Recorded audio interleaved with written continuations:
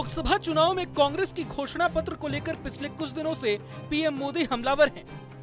अपनी हर चुनावी रैली में पीएम मोदी कांग्रेस पर भारतीयों की संपत्ति बांट देने का आरोप लगाते नजर आ रहे हैं। लेकिन अब खुद कांग्रेस पार्टी इस पूरे मसले पर मुश्किल में फंसती नजर आ रही है और ये मुसीबत कोई और नहीं बल्कि इंडिया ओवरसीज कांग्रेस के अध्यक्ष सैम पित्रोदा के बयान के चलते कहीं ज्यादा बढ़ चुकी है। सैम पित्रोदा ने अमेरिका के विरासत टैक्स का हवाला देते हुए इस पर भारत में भी चर्चा करने की मांग की है। अब जैसे ही सैम पित्रोदा का बयान सामने आया तो पीएम मोदी ने इसके जरिए अपनी रैली में कांग्रेस पर भड़ास निकाल दी। कांग्रेस पार्टी के खतरनाक इरादे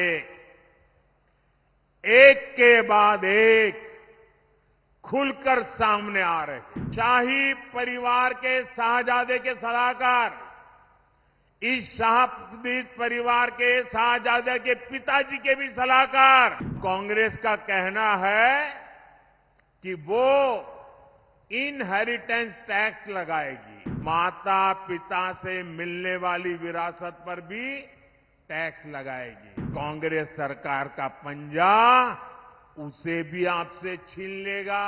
कांग्रेस का मंत्र है, कांग्रेस की लूट जिंदगी के साथ भी और जिंदगी के बाद भी आपके संतानों का हक आज ही लूट लेना चाहते हैं। बता दें कि सैम पित्रोदा अपने बयान में भारत में विरासत टैक्स पर बहस करने की मांग कर रहे हैं। ये वही विरासत टैक्स है जो किसी शख्स के मरने के बाद उसकी संपत्ति के बंटवारे पर लगता है।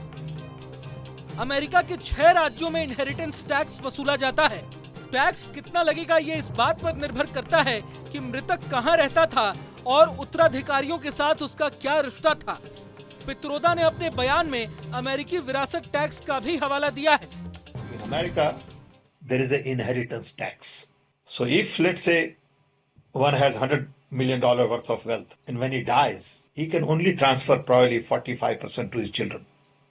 55% is grabbed by government. Now that's an interesting law. It says you in your generation made wealth, you are leaving now, you must leave your wealth for public. Not all of it, half of it, which to me sounds fair. In India you don't have that. कहा जा रहा है कि Sam Pitroda ने BJP को ऐसा मौका दे डाला है जिसकी उसे लोकसभा के चुनाव में तलाश थी और अब बीजेपी इस मुद्दे को जमकर उछाल रही है। लेकिन कांग्रेस ने मुसीबत को भांपते हुए झटपट पित्रोदा के बयान से किनारा कर लिया है। कांग्रेस अध्यक्ष मल्लिकार्जुन खड़गे ने पूरे मामले पर सफाई देते हुए कहा है कि कांग्रेस की ऐसी कोई मंशा नहीं है जिससे भारत के संविधान को ठेस पहुंचे। How can there is a constitution and constitution never allows to do this and we don't have any intention. Why you are putting his ideas in our mouth? Why you are propagating?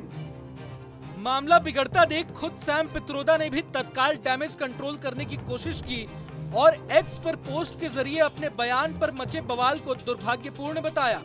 बता दें कि ये पहली बार नहीं है जब पित्रोदा के बयान ने कांग्रेस को मुसीबत में डाल दिया हो, बल्कि इससे पहले भी कई बार सैम पित्रोदा के चलते कांग्रेस को मुंह की खानी पड़ी है। 2019 लोकसभा चुनाव के दौरान पित्रोदा के एक बयान पर खूब बवाल मचा था जब उन्होंने सिख विरोधी दंगों के बारे में कहा था कि 84 में हुआ तो हुआ। उनके इस बयान को नरेंद्र मोदी और अमित शाह ने हाथों हाथ लेकर कांग्रेस पर जमकर हल्ला बोला था। मिडिल क्लास पर टैक्स थोपने जैसी बात और बालाकोट स्ट्राइक पर संदेह करके भी सैम पित्रोदा कांग्रेस का काम खराब कर चुके हैं। बहरहाल अब पित्रोदा के बयान से एक बार फिर बीजेपी को मुद्दा मिल गया है। अब ये देखना दिलचस्प होगा कि कांग्रेस खुद का बचाव कैसे करती है। अगर आपको ये वीडियो पसंद आया तो लाइक करें और चैनल को सब्सक्राइब करें। बाकी तमाम खबरों के लिए देखते रहें न्यूज़ नेशन।